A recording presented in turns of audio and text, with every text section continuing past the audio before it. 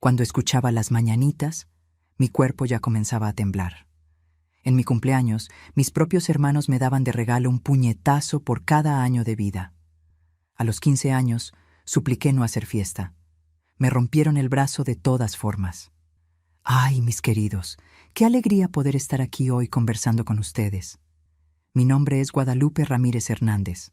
Tengo 72 años bien vividos, gracias a Dios. Nací en Guanajuato, en el centro de México, pero hoy vivo aquí en San Cristóbal de las Casas, en Chiapas. Un lugar bendecido, rodeado de montañas por todos lados, con gente tan acogedora que me hace sentir en casa, aunque esté tan lejos de donde nací. Hoy en día, paso mis días haciendo mis bordados y encajes, un arte que aprendí ya de viejita. ¿Pueden creerlo? Tengo hasta un puestecito en el mercado del pueblo, donde vendo mis piezas todos los jueves y domingos. Comencé después de jubilarme de la escuela, donde trabajé como cocinera por más de 30 años. Una vecina me enseñó, doña Carmela, que Dios la tenga en buen lugar. Ella tenía manos de hada, y decía que yo también tenía maña para la cosa. Al principio, solo remendaba ropa, ¿saben? Después, le fui agarrando gusto, y hoy hago cada mantel que es una pintura. Estoy aquí sentada en mi porche, en esta mecedora que mi yerno Rosendo reformó, mirando el valle a lo lejos. La tarde está cayendo y ese cielo anaranjado que se refleja en las montañas es una bendición que agradezco todos los días. Mi gatito Pancho está aquí a mis pies, ronroneando como si entendiera cada palabra que les estoy diciendo. Y ustedes, mis queridos y mis queridas que me están viendo ahora, cuéntenme aquí en los comentarios, ¿de qué pueblito o ciudad me están acompañando? ¿Y en qué momento del día encontraron a esta abuelita parlanchina? ¿Será por la mañanita con un cafecito, o quizás a la hora de la comida, o ya de noche descansando? Yo leo todos los comentarios. Me alegra muchísimo saber de dónde son ustedes y cuándo sacan un tiempito para escuchar las historias de esta vieja. Cuéntenme, ¿va? Hagamos una cadena de cariño. Hoy quería contarles una historia que guardé por muchos años dentro del pecho. Nunca fue fácil hablar de esto, pero ahora con toda esta edad entendí que compartir nuestros dolores también puede ser una manera de ayudar a otras personas. Es sobre cumpleaños. Los cumpleaños que deberían ser días de alegría, ¿no es cierto? Para mucha gente lo son, pero para mí durante mucho tiempo, la fecha de mi nacimiento era el día que más temía en todo el año. ¿Ustedes ya se han puesto a pensar cómo ciertos recuerdos quedan marcados en uno como hierro caliente marca al ganado, principalmente aquellos de nuestra infancia?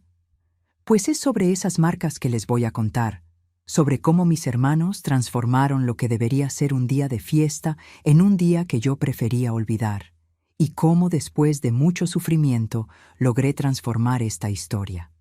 Pero antes de hablar de los tiempos difíciles, déjenme regresar un poquito y contarles cómo todo comenzó allá en los cerros de Guanajuato, donde nací en un día caluroso de enero. Nací en Guanajuato el 15 de enero de 1953, en una casa simple de adobe, en el barrio de San Fernando. Mi padre, Teodoro Ramírez López, trabajaba en las minas de plata y mi madre, Soledad, lavaba ropa para las familias ricas de la ciudad.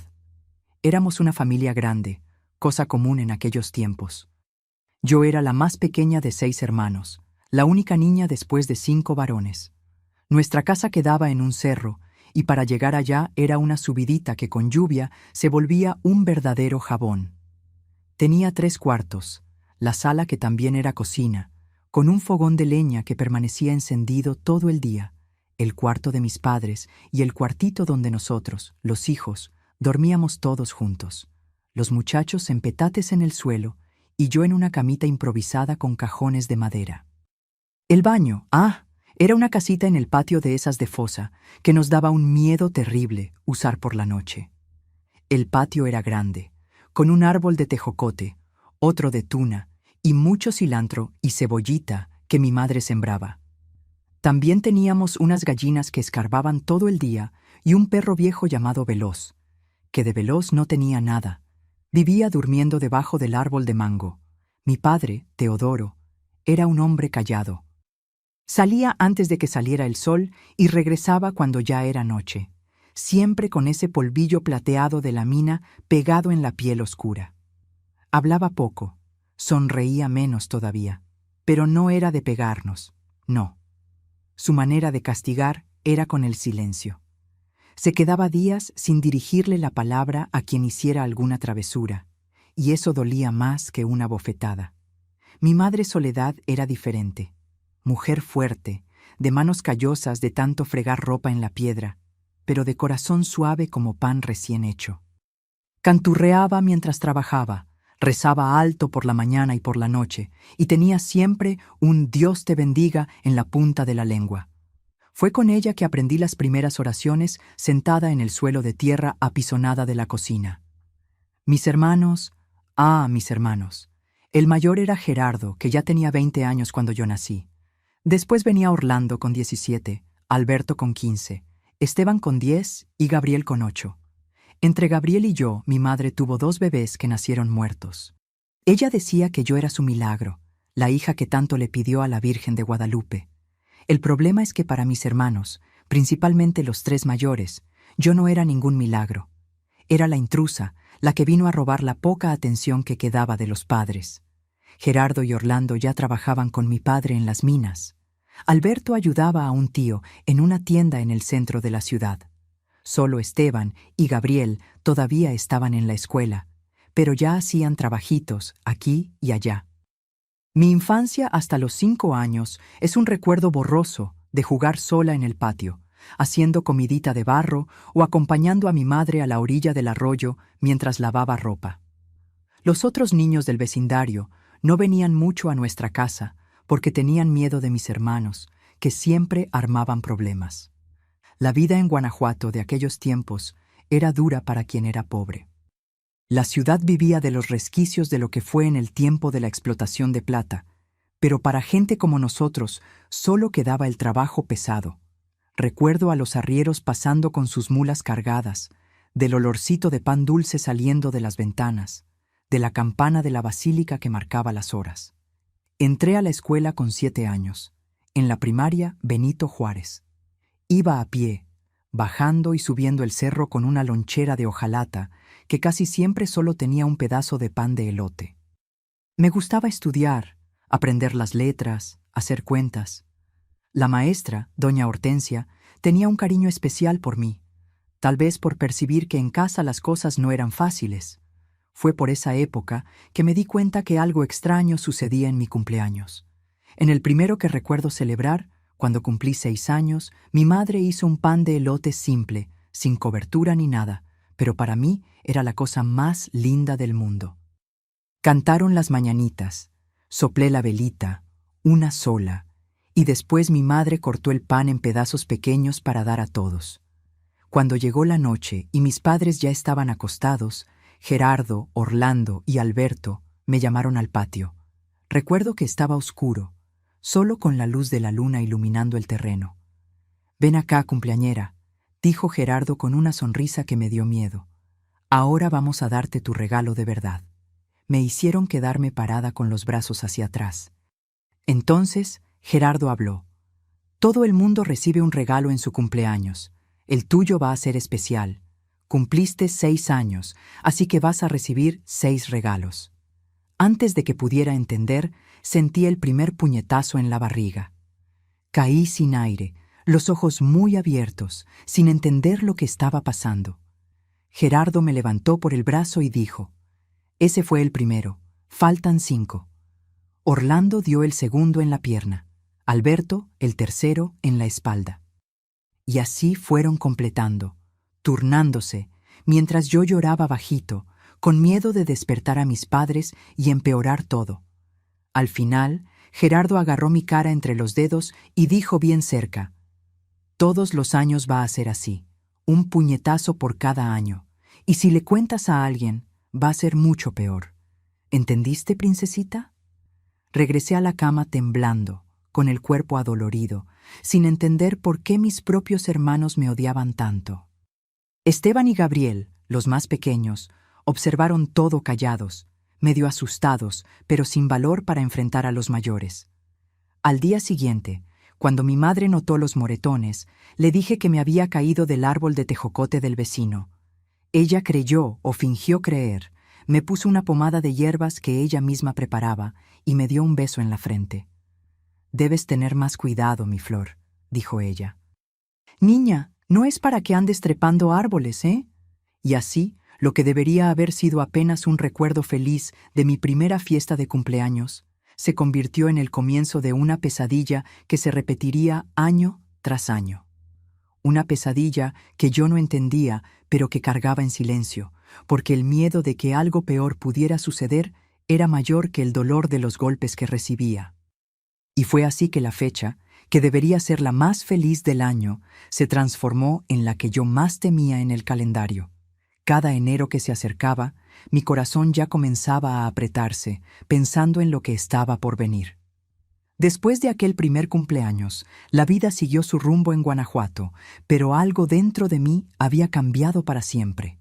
La niña alegre que corría por el patio ahora cargaba un peso invisible, un miedo que iba creciendo conforme enero se acercaba. Cuando cumplí 7 años, intenté fingir que había olvidado mi propio cumpleaños. No dije nada en casa, no pedí pan ni fiesta, pero mi madre, pobrecita, con aquel corazón grande que tenía, hizo cuestión de recordar. Preparó un atole de elote bien dulce por la mañana y dijo: «Feliz cumpleaños, mi florecita del campo. Hoy te estás haciendo señorita». Pasé el día en la escuela con un nudo en la garganta, sabiendo lo que me esperaba en casa. La maestra Hortensia hasta preguntó qué tenía, porque me vio llorando en el recreo, escondida detrás del árbol de tejocote del patio. Le dije que era dolor de panza. No era mentira completa. Mi estómago estaba revuelto solo de pensar en lo que vendría. Cuando regresé de la escuela, mi madre había hecho un pancito de elote. Cantaron las mañanitas, pero apenas logré sonreír. Mi padre hasta me dio un regalo: una muñeca de trapo que mi madre había cosido a escondidas. Era la primera muñeca de verdad que recibía. La abracé fuerte, como si pudiera protegerme. Aquella noche esperé despierta, temblando debajo de la cobija delgada. Alrededor de las 10, cuando la casa estaba silenciosa, escuché los pasos. Gerardo abrió la puerta del cuarto e hizo señal para que lo siguiera. Pensé en gritar, en esconderme debajo de la cama, pero el miedo era mayor. Seguí a mis 3 hermanos mayores hasta el patio, todavía agarrada a mi muñeca nueva. 7 años hoy, ¿no es cierto, princesita? Conoces las reglas, ¿verdad? Un regalo por cada año, dijo Gerardo con esa misma sonrisa maliciosa. Cerré los ojos cuando vi su puño levantarse. El primer golpe acertó mi hombro. Caí al suelo. La muñeca voló de mis manos. El segundo fue de Orlando en la espalda, el tercero de Alberto en la pierna. Ellos se turnaban como si fuera un juego, contando alto: 4, 5, 6. En el 7º golpe, no aguanté y grité. Gerardo tapó mi boca con fuerza y susurró en mi oído: «Si alguien despierta, vas a recibir el doble el año que viene». Cuando acabó, Orlando tiró mi muñeca nueva en el lodo y la pisó. «Esto es para que aprendas que el lugar de princesita mimada es en la basura». Regresé a la cama lastimada y humillada, abrazada a la muñeca sucia, llorando sin hacer ruido. Aquella noche, juré que el próximo año huiría antes de mi cumpleaños. Pero ¿hacia dónde podría ir una niña de 7 años? Los meses pasaron. En la escuela, yo destacaba en los estudios, como si aprender fuera mi única salida de aquella vida.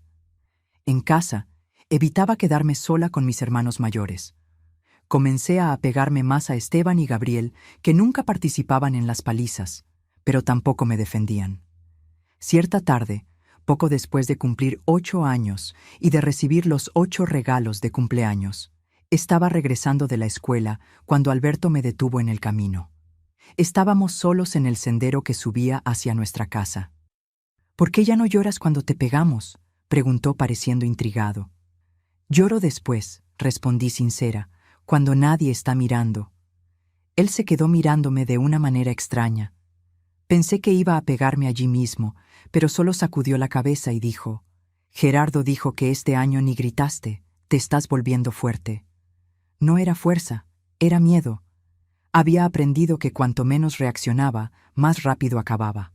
Los golpes venían de cualquier manera. Entonces yo solo cerraba los ojos y esperaba que terminara, contando mentalmente hasta el número de mi edad. Cuando cumplí 9 años, en enero de 1962, sucedió algo que cambió un poco la dinámica en casa. Mi madre estaba embarazada nuevamente, ya en sus 40 y tantos años. Todo el mundo decía que era arriesgado, que ella ya no tenía edad ni salud para eso, pero ella estaba feliz, acariciando la barriga, diciendo que Dios había mandado un compañerito más para mí. En aquel cumpleaños, los regalos vinieron más leves. Creo que hasta mis hermanos tenían miedo de hacer ruido y despertar a mi madre, que andaba sintiéndose mal por las noches. Aún así, cumplieron el ritual. 9 golpes. Yo ya sabía exactamente cómo ponerme para que doliera menos, cómo proteger las partes más sensibles del cuerpo. En abril de aquel año, mi madre perdió al bebé. Fue una noche terrible, con mucho dolor y sangre, y mi padre tuvo que llamar a la partera a toda prisa. Recuerdo despertar con los gritos y ver a Esteban, pálido, calentando agua en el fogón, como la partera había pedido. Después de aquella noche, mi madre nunca más fue la misma. Se quedó más callada, rezaba más, sonreía menos, y yo, que siempre fui su milagro, su única hija, de repente parecía haberme convertido en un recuerdo doloroso de lo que ella había perdido. El tiempo fue pasando y cada enero traía su tormento. 10 años, 10 golpes, 11 años, 11 golpes. El dolor físico era terrible, pero la pregunta que no salía de mi cabeza era aún peor. ¿Por qué? ¿Por qué mis propios hermanos me odiaban tanto? Cuando cumplí 12 años en 1965, la dinámica familiar había cambiado un poco. Gerardo se había casado con una muchacha llamada Zenaida y se había mudado a una casa cercana. Orlando pasaba semanas fuera, trabajando en minas más distantes. Alberto seguía en la tienda, pero ahora bebía mucho y vivía metiéndose en peleas. Pensé que tal vez el ritual había terminado, que ellos habían olvidado o desistido. Mi madre, siempre tratando de hacer lo mejor con lo poco que teníamos, preparó un pan de elote con cajeta para mi cumpleaños. Mi padre me dio un cuaderno nuevo para la escuela. Fue un día casi feliz, hasta que llegó la noche. Gerardo apareció en casa después de la cena. Estaba oliendo a tequila con esa mirada que yo conocía bien. Orlando no estaba en la ciudad, pero Alberto estaba allí, recostado en la pared con un cigarro de hoja en la esquina de la boca. ¿Crees que nos olvidaríamos de tu día especial, princesita?, sonrió Gerardo, mostrando un diente que le faltaba delante. 12 años, te estás volviendo una mujer. La manera como dijo mujer me dio escalofríos. Había algo diferente en el tono, algo que nunca había estado allí antes. Aquella noche me llevaron detrás del gallinero. 12 golpes. Conté cada uno, como siempre hacía, esperando el final. Pero cuando llegó al último, Gerardo agarró mi barbilla con fuerza y dijo algo que me heló por dentro.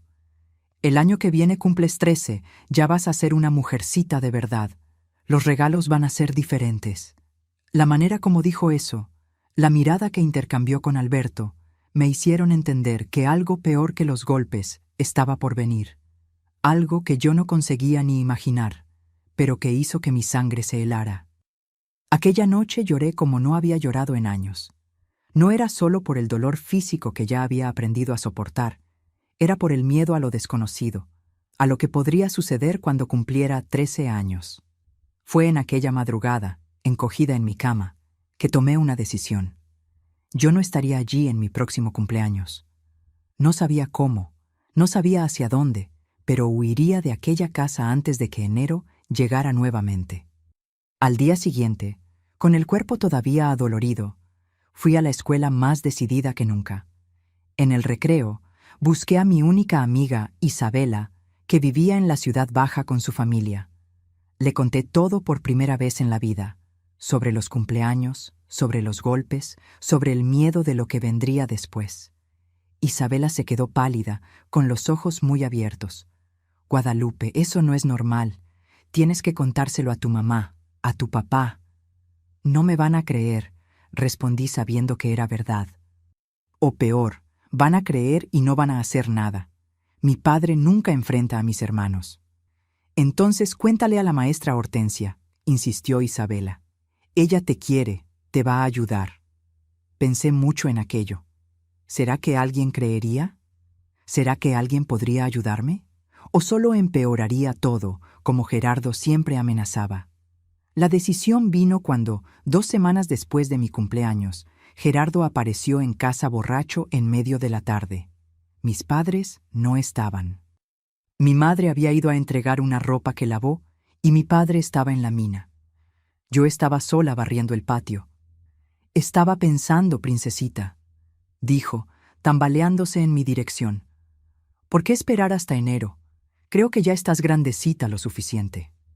El pánico que sentí en aquel momento fue diferente de todo lo que ya había experimentado. Solté la escoba y corrí. Corrí como nunca había corrido en la vida, bajando el cerro a toda velocidad, sin mirar hacia atrás, sin pensar hacia dónde estaba yendo. Acabé en la puerta de la escuela, jadeante, temblando de pies a cabeza. Las clases de la tarde ya habían comenzado. Entré corriendo y fui directo a la sala de la maestra Hortensia, interrumpiendo su clase. Yo debía tener una apariencia terrible, porque ella inmediatamente dispensó a los alumnos para el patio y me hizo sentar. «¿Qué pasó, Guadalupe?», preguntó, ofreciéndome agua. Y allí, entre sollozos y temblores, conté todo. Sobre los cumpleaños desde los 6 años, sobre los golpes, uno por cada año, sobre las amenazas y sobre lo que acababa de suceder. El miedo que sentí al ver a Gerardo acercarse con aquellas intenciones en los ojos. La maestra Hortensia me escuchó en silencio, el rostro poniéndose más grave a cada palabra que yo decía. Cuando terminé, ella agarró mis manos entre las suyas y dijo algo que nunca voy a olvidar. «No vas a volver a esa casa hoy, ni mañana. Voy a cuidar de esto, Guadalupe. Confía en mí». Y fue así, en aquella tarde soleada de febrero de 1965, que mi vida comenzó a cambiar. El miedo todavía estaba allí, pulsando en cada vena de mi cuerpo, pero por primera vez había también un hilo de esperanza. Alguien me había escuchado, alguien me había creído. Yo no sabía lo que la maestra Hortensia haría o cómo podría ayudarme. Solo sabía que en aquel momento, mientras me abrazaba en la sala vacía de la escuela, sentí que tal vez, solo tal vez, el próximo enero no tendría que ser un mes de terror. Aquella tarde, la maestra Hortensia me llevó a su propia casa, una casa pequeña pero arreglada en el centro de Guanajuato. Ella vivía sola desde que su marido había fallecido años atrás. En el camino, pasamos por la comisaría, donde ella insistió en que yo contara todo de nuevo al sargento Martínez. Yo temblaba tanto que apenas conseguía hablar. El sargento, un hombre de bigote grueso y cejas fruncidas, escuchaba sin decir mucho, solo haciendo anotaciones en una libretita. Cuando terminé, él miró a la maestra y dijo algo que yo no entendí bien sobre asunto de familia y no podemos meternos así. La maestra Hortensia se puso roja de rabia. Nunca había visto a aquella señora tan calmada perder la compostura de esa manera. Ella golpeó en la mesa y dijo: «Si usted no va a hacer nada, yo misma lo haré, y cuando esta niña aparezca muerta, va a pesar en su conciencia». Salimos de la comisaría sin mucha esperanza en la ayuda de las autoridades. En la casa de la maestra, ella me dio un baño caliente, ropa limpia y un plato de comida. Fue la primera vez en mucho tiempo que me sentí segura. «Te vas a quedar aquí unos días», dijo. «Voy a hablar con tus padres y explicar la situación. Ellos necesitan saber lo que está pasando». El miedo volvió como una ola. «No, doña Hortensia, ellos no van a creer y mis hermanos van a enterarse. Van a decir que mentí, van a...» Ella agarró mis manos. «Guadalupe, mírame, no hiciste nada malo, nada. Son ellos los que están equivocados y tus padres necesitan protegerte. Es su obligación». Aquella noche no conseguí dormir. Me quedaba imaginando a Gerardo y a los otros descubriendo que yo había hablado, lo que me harían después. La maestra Hortensia debe haber percibido mi aflicción, porque se sentó en el borde de la cama y se quedó acariciando mi cabello hasta que me dormí. Al día siguiente, todavía estaba en su casa cuando golpearon con fuerza la puerta. Era mi padre, Teodoro, con una expresión que yo nunca había visto antes, una mezcla de rabia, vergüenza y confusión. ¿Es verdad eso que están diciendo, Guadalupe? Ni siquiera me saludó. Fue directo al asunto. ¿Que tus hermanos te golpean en tu cumpleaños? Miré a la maestra Hortensia, que hizo un pequeño gesto con la cabeza, animándome. Con la voz temblorosa respondí: «Es verdad, papá. Desde que cumplí 6 años, un golpe por cada año». Mi padre pasó la mano por la cara, como si estuviera muy cansado de repente. «¿Por qué nunca dijiste nada?» Ellos dijeron que sería peor si contaba. La maestra intervino, explicando que era común que las víctimas de abuso se callaran por miedo. Contó también sobre la amenaza reciente de Gerardo, la que me hizo huir hacia la escuela.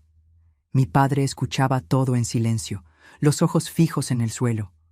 Cuando ella terminó, él dijo apenas: «Vamos a casa, Guadalupe». Miré en pánico a la maestra, que rápidamente dijo: «No creo que sea seguro que ella vuelva a casa ahora, don Teodoro, al menos hasta que estemos seguros de que ellos no están allí». Mi padre interrumpió: «Mandé a Gerardo de vuelta a su casa. Alberto fue a trabajar. Esteban y Gabriel están con tu madre. Nadie va a tocarte ni un pelo». A regañadientes, seguí a mi padre de vuelta a casa. El camino nunca me pareció tan largo. Cuando llegamos, mi madre estaba sentada en la puerta, los ojos rojos de tanto llorar. Al verme, corrió y me abrazó fuerte, sollozando. «Hija mía, perdóname. Perdóname por no haber visto». Aquella noche fue extraña. Un silencio pesado flotaba sobre la casa. Mis padres conversaban en voz baja en su cuarto. Esteban y Gabriel me miraban de una manera diferente, una mezcla de culpa y alivio. A la mañana siguiente, desperté con gritos. Gerardo había vuelto y estaba teniendo una discusión terrible con mi padre en el patio. «¿Vas a creerle a una mocosa mentirosa?», gritaba. «Todo esto es invención de ella. Quiere llamar la atención, quiere hacerse la pobrecita». Yo vi los moretones. Mi padre respondió, la voz más firme de lo que yo jamás había escuchado. Todos los años después de su cumpleaños, los vi y no quise creerlo. Preferí pensar que era de caídas, de peleas con otros niños. Y lo era. Esa niña vive metiéndose en líos. «¡Basta!», el grito de mi padre hizo que hasta las gallinas se asustaran. «No vuelves a poner un pie en esta casa, ni tú, ni Orlando, ni Alberto. Se acabó». Me quedé paralizada detrás de la puerta, apenas creyendo lo que oía. Mi padre, siempre tan callado, tan sumiso en muchos aspectos, estaba finalmente tomando una posición. Gerardo soltó una risa amarga. «¿Tú crees que puedes impedírmelo? Esta casa era de mi abuelo, yo tengo más derecho a ella que esa bastardita que trajiste aquí». Hubo un sonido de pelea y corrí hacia la ventana. Mi padre y Gerardo estaban luchando en el patio, rodando en el polvo. Mi madre gritaba que pararan. Esteban intentaba separarlos. Fue cuando vi a Alberto llegando, tambaleándose de borracho, incluso a esa hora de la mañana. Al ver la pelea, no dudó en entrar en ella, jalando a mi padre por el cabello, alejándolo de Gerardo. Los dos hermanos comenzaron a golpear a mi padre, que ya estaba caído en el suelo. «¡Paren, por favor, paren!», gritaba yo desde la ventana, desesperada. Fue cuando Esteban hizo algo que nunca imaginé. Agarró un pedazo de madera y golpeó a Alberto en la espalda, haciéndolo caer. «¡Basta! ¿Ya no es suficiente lo que le hicieron a ella? ¿Van a matar a nuestro padre también?». Gabriel, que hasta entonces observaba paralizado, corrió para ayudar, jalando a Gerardo para alejarlo. Por un momento, todos quedaron jadeantes, mirándose. Gerardo escupió en el suelo y me señaló en la ventana. «Esto no ha terminado, princesita. Vas a pagar por haber abierto esa boca». Ellos se fueron, dejando a mi padre lastimado en el patio. Aquel día marcó el comienzo de un periodo aún más difícil.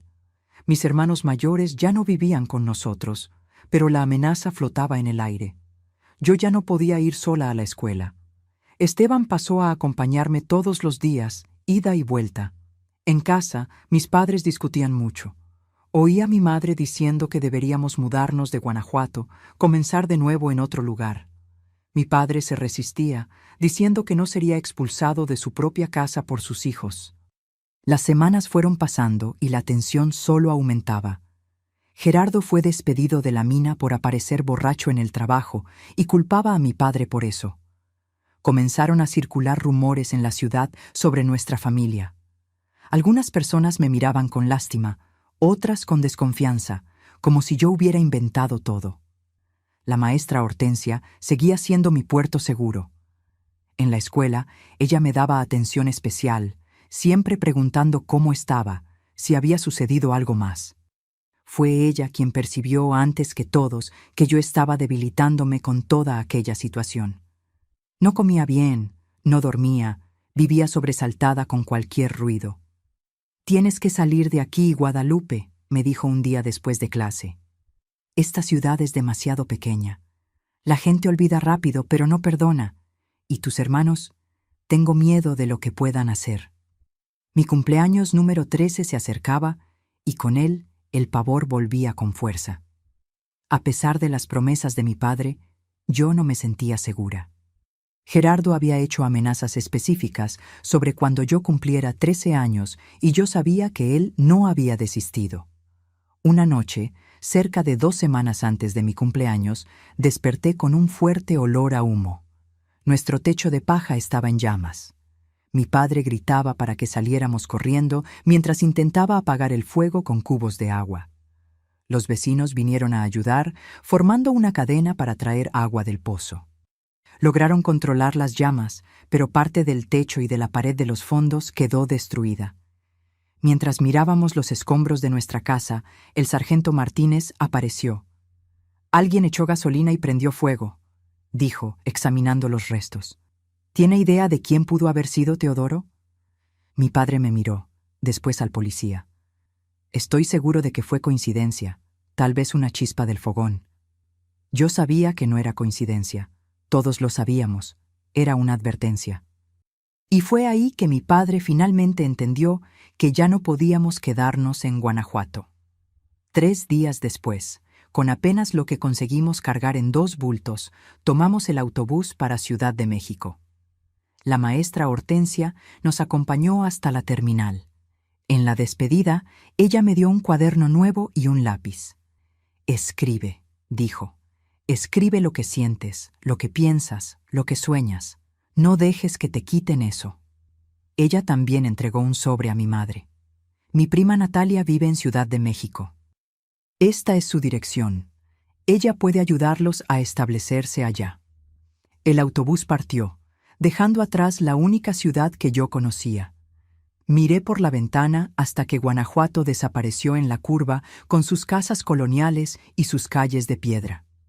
Sentí una mezcla de alivio y tristeza. Allí había sido mi hogar, a pesar de todo.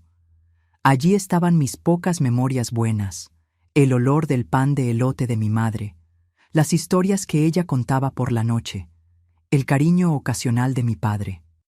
Pero allí también estaban los cumpleaños de terror, los golpes contados uno a uno, el miedo constante, las amenazas y ahora la certeza de que nunca más estaríamos seguros en aquel lugar. En el autobús ruidoso, apoyé la cabeza en el hombro de mi madre y lloré silenciosamente. No sabía lo que nos esperaba en Ciudad de México. No sabía si mis hermanos nos encontrarían allá. No sabía si algún día me libraría del miedo que ellos habían plantado en mí. La única certeza que tenía era que, por primera vez, mis padres estaban de mi lado, que ellos finalmente me habían creído y que tal vez, solo tal vez, mi próximo cumpleaños no traería golpes y humillaciones, sino la oportunidad de un nuevo comienzo. El autobús avanzaba por la carretera, traqueteando entre las montañas de México, llevándonos hacia lo desconocido. Yo acababa de cumplir 13 años cuando dejamos Guanajuato atrás. En enero de 1966, un nuevo capítulo estaba comenzando, escrito con la tinta del miedo, pero también de la esperanza. Ciudad de México era un mundo completamente diferente de Guanajuato. Edificios altos, avenidas anchas, tantos coches y personas que me mareaba solo de mirar. En los primeros días, nos quedamos hospedados en la casa de Natalia, la prima de la maestra Hortensia.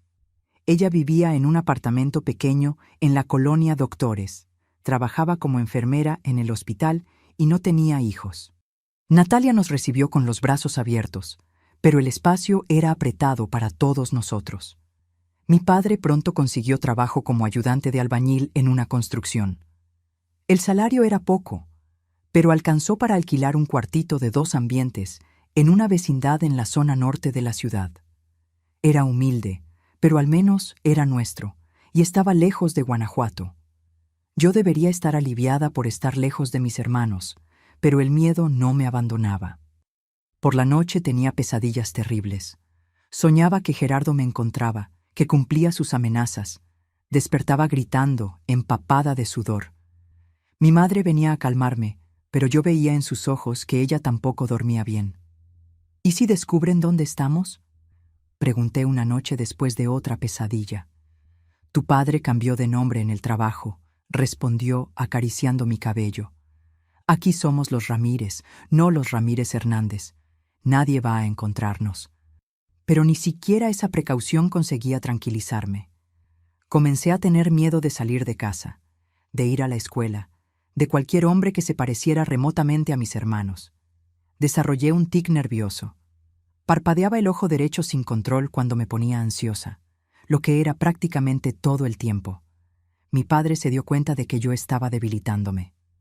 Un domingo me llamó para sentarme frente a la vecindad, donde teníamos una vista de la ciudad allá abajo.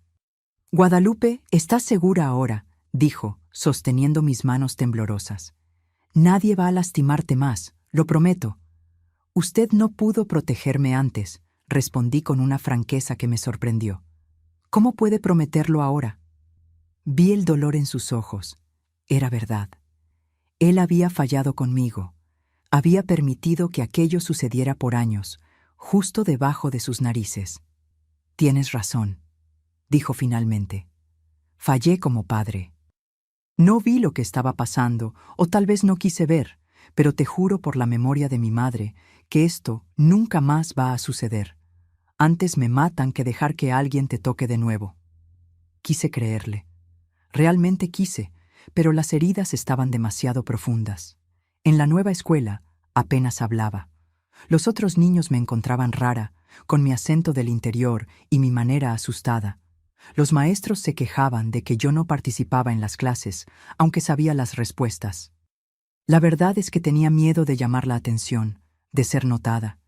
Quería ser invisible. Mi madre tampoco estaba bien. La mudanza, el estrés, todo fue demasiado para su salud ya frágil. Comenzó a tener problemas respiratorios serios, tal vez por la contaminación de la ciudad grande. Tosía mucho, tenía falta de aire. Natalia consiguió que la atendieran en el hospital donde trabajaba, pero los médicos no dieron buenas noticias. Era un enfisema pulmonar avanzado. Con mi madre enferma, pasé a cuidar de la casa, aún teniendo apenas 13 años. Lavaba, cocinaba, limpiaba. Mi padre salía antes del amanecer y volvía entrada la noche, exhausto del trabajo pesado. La vida era dura, pero al menos no tenía los regalos de cumpleaños, o así pensaba. El día 15 de enero de 1967 desperté sobresaltada. Hacía exactamente un año que habíamos dejado Guanajuato. Era mi cumpleaños número 14. No dije nada sobre eso, ni quería recordarlo. Hice el café, como siempre. Ayudé a mi madre con los medicamentos y fui a la escuela. Cuando regresé por la tarde, encontré nuestra puerta forzada. Dentro, un escenario de destrucción. Nuestras pocas cosas estaban rotas, rasgadas, esparcidas por el suelo. En la pared, escrito con carbón: «Feliz cumpleaños, princesita». Caí de rodillas, el cuerpo entero temblando en espasmos violentos. Ellos nos habían encontrado. De alguna forma, sabían dónde estábamos. Mi madre estaba en la casa de una vecina cuando sucedió. Gracias a Dios. Cuando mi padre llegó y vio aquello, su rostro envejeció 10 años en una hora. No dijo nada, apenas comenzó a arreglar el desorden con movimientos mecánicos, como un hombre en trance. Aquella noche no conseguí dormir. Me quedé sentada en la puerta de la vecindad con un cuchillo de cocina en la mano, observando cada sombra, cada movimiento. El mensaje estaba claro. No importaba dónde fuéramos, ellos nos encontrarían. No había escapatoria. Fue la noche más larga de mi vida. El miedo se había transformado en algo físico, un peso aplastante en mi pecho que apenas me dejaba respirar. Por primera vez, pensé en acabar con todo, con el cuchillo que sostenía en las manos temblorosas. Sería tan fácil, sin más miedo, sin más pesadillas, sin más mirar por encima del hombro a cada minuto. Por la mañana, cuando los primeros rayos de sol comenzaron a iluminar la vecindad, mi padre me encontró todavía sentada allí, agarrada al cuchillo, los ojos rojos de tanto llorar. «Nos vamos hoy», dijo simplemente, «más lejos, donde nunca nos encontrarán». «No sirve», respondí, la voz ronca. «Siempre nos van a encontrar, siempre». Mi padre se arrodilló frente a mí, los ojos inyectados de quien tampoco durmió. «Entonces, vamos tan lejos que incluso si saben dónde estamos, no conseguirán llegar hasta allá». Aquel mismo día, mi padre pidió la renuncia del trabajo, tomó el poco dinero que había ahorrado y compró 3 pasajes de autobús para el sur, no para cualquier ciudad del sur, sino para San Cristóbal de las Casas, en Chiapas, lo más lejos que conseguíamos ir con nuestros recursos. Mi madre apenas tenía fuerzas para el viaje, pero no teníamos elección. Envolvimos las pocas pertenencias que no habían sido destruidas y nos despedimos de Natalia. Ella lloró al vernos partir y nos dio el poco dinero que tenía guardado. «Cuídense», dijo, abrazando a mi madre con cuidado, «y escriban cuando lleguen». El viaje a San Cristóbal fue una pesadilla de 5 días. Autobuses apretados, carreteras malas, paradas en terminales sucias, donde dormíamos sentados, turnándonos para vigilar. Mi madre empeoró en el camino, la tos haciéndose más fuerte, la respiración más difícil. Yo sostenía su mano, sintiéndola cada vez más frágil. «Todo va a estar bien, mamá», repetía, más para convencerme a mí misma que a ella. «Vamos a comenzar de nuevo. Todo va a estar bien». Ella sonreía débilmente y apretaba mi mano de vuelta, pero sus ojos tenían un brillo de despedida que solo entendí después. Llegamos a San Cristóbal en un atardecer lluvioso, típico de la región de los Altos de Chiapas. La ciudad era húmeda, ruidosa y llena de gente. No conocíamos a nadie, no teníamos a dónde ir. Pasamos la primera noche en un banco de la terminal, mi madre acostada con la cabeza en mi regazo, mi padre sentado a nuestro lado, vigilante. Al día siguiente, con las pocas indicaciones que conseguimos, fuimos hasta el mercado, donde mi padre oyó decir que podía encontrar trabajo. Nos quedamos esperando en un rincón mientras él buscaba alguna oportunidad. Horas después, volvió con noticias. Había conseguido un trabajo como cargador en un puesto que transportaba artesanías locales y productos de la región entre San Cristóbal y las comunidades vecinas. El dueño del puesto, un hombre llamado Jesús, ofreció un lugar para quedarnos, un cuartito en los fondos de una bodega cerca del mercado. Era pequeño y sofocante, pero era un techo, y el trabajo, aunque pesado, pagaba lo suficiente para mantenernos. Pero mi madre no estaba bien. El viaje había sido demasiado para ella. 2 días después de llegar a San Cristóbal, ella ya no consiguió levantarse. La respiración estaba tan difícil que sus labios se ponían azules. Un médico del centro de salud vino a verla y sacudió la cabeza. Era neumonía complicada por el enfisema.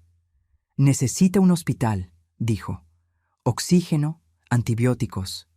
No teníamos dinero para el hospital. Mi padre imploró ayuda a Jesús, que prestó algo, pero no era suficiente.